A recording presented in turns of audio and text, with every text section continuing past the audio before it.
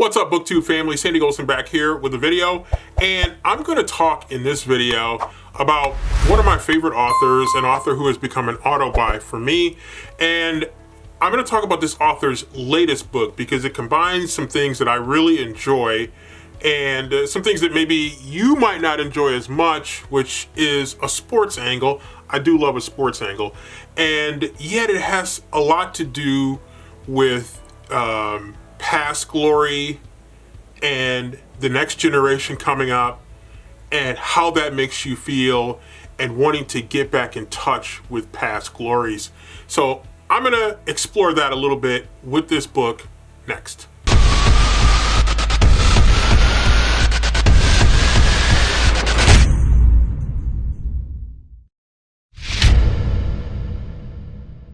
So I have a few authors that I would consider auto buys, and pretty much anything that they put out, I am going to lean very heavily toward giving it a chance, almost certainly going to buy it, and eventually I will get around to it. And one of those authors is an author that I discovered really last year for the most part, and that is Taylor Jenkins Reid.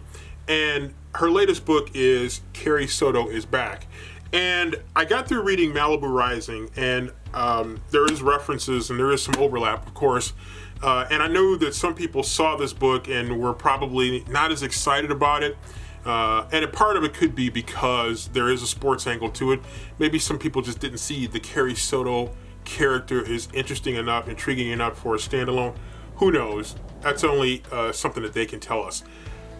But for me, I was really excited when I saw this book because, number one, I'm a big sports fan. And it takes me back to, I don't know, maybe, you know what? I don't want to age myself. It takes me back a while to when I used to be a big tennis fan.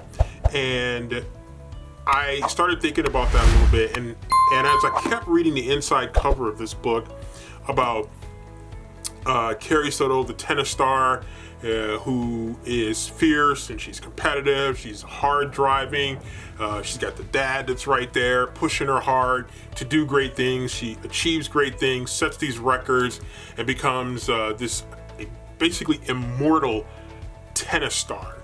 And then as she starts to hit the twilight of her career and you get in touch with your mortality and that it's not going to last forever, and not only is it not going to last forever, it's actually coming to an end, and then it does end.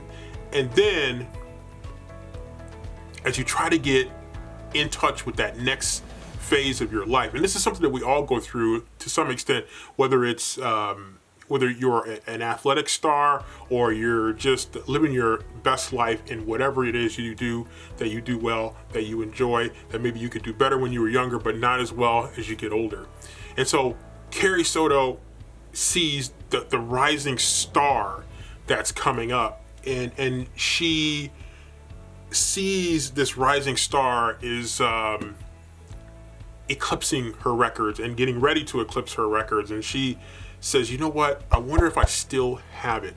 I wonder if I can come back and do something else. And then she decides to do it. But in the story, there's an element for those of you who are in sports where there's this drive to be successful, this drive to win, putting everything else aside, putting things that you should be thinking about that should be on the front burner, you put them on the back burner.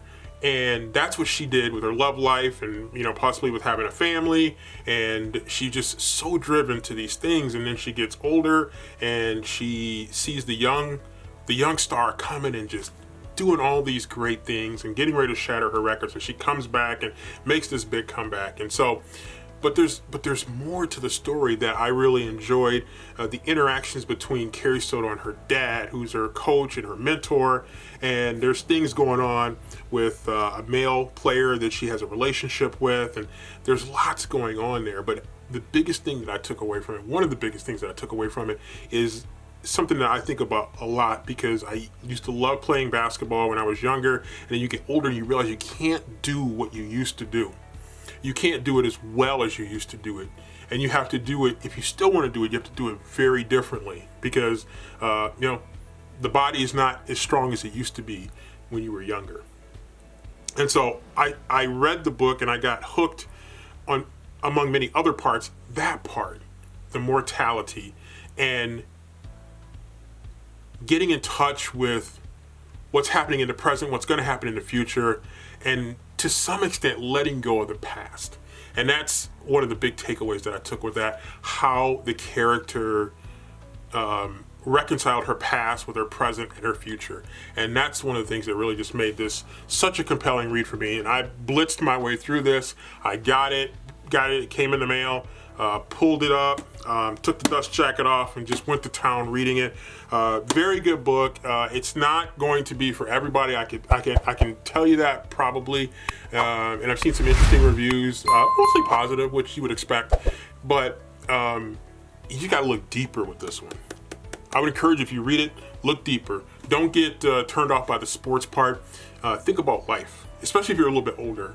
Or even if you're younger and you know you're going to be older someday, to start to prepare yourself for your mortality, the things that you will not be able to do as well 10, 15 years from now that you can do now. Because Father Time catches up on all of us at some point. And so it caught up with Carrie Soto. But she did come back, and she did pretty well. But I'll leave it to you to read it. This is spoiler free, but I enjoyed it. Carrie Soto is back by Taylor Jenkins Reid.